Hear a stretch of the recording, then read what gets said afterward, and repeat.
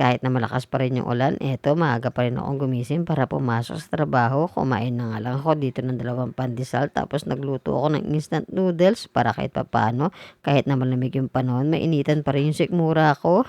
Dahil business as usual pa rin tayo, papasok na ang mga waterproof na empleyado. Immune kami sa sakit, hindi kami tinatablan ng sakit mga idol. Bumabagyo na. Habang lahat nasa bahay, nagpapahinga. Eto, magtatrabaho tayo. Tingnan naman ha. Mulan yan.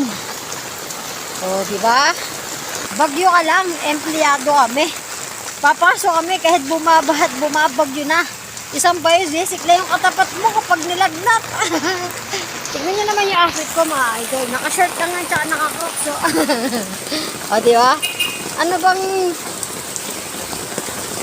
Malabay naman nakakausap namin client ko anong outfit namin for today. Ito yung bagyo outfit natin. Yan. Diba?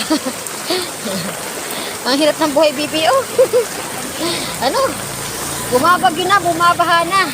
Papasok ka pa rin. Ano pa rin? Tawag nito. Work busy lang. ECW lang. Medyo ganado tayo dito magtrabaho mga idol kasi sabi ng management may sahod na for today's video. Tapos maaga sila magpapauwi 4:00. Dapat ang aking schedule ngayon 9 to 6 dahil nga nabago yung schedule dahil sa bagyo. Naging 8 to 4 na nga lang kami. Pagdating ng lunch, kumain na nga agad ako. Hindi kasi ako nakakain kayo ng coffee break kahit hindi naman ako nagko-coffee. Pero nagme-merienda naman ako mga idol. Ulam ko nga dito isang pritong isda, itlog, tapos may kamatis. Buti na nga lang hinagpasopas din yung office. Dumaan nga ako ng Seymour mga idol bago kumuwi. Bumalik kasi ako ng pagkain ng pusa namin si Eni na cat food. Yun kasi kinukulit sa pamangking ko.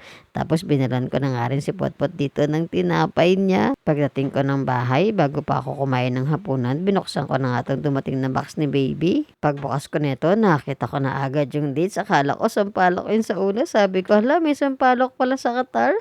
Mas excited pa nga sa akin yung pamangking ko. Yung kapatid ko na buksan to. Kaya ayan, sila na yung naunang magbukas ng box na to. Nakita ka namin dito na puro chocolate yun nandito. Kaya sabi ko, ayos, mabibigyan ko na nga rin dito yung anak ni Kuya Jose.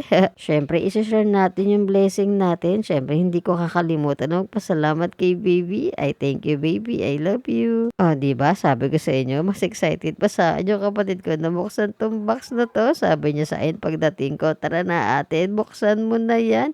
Nung una, hindi ko pa napansin tong box na to mga idol. Nakita ko na lang si mama na nakaupo siya dun sa ibabaw. Kaya wala na akong Diyos kundi buksan na to. Ayun lang. Salamat sa pagsama. Ako po si Nescael. Ingat po tayong lahat.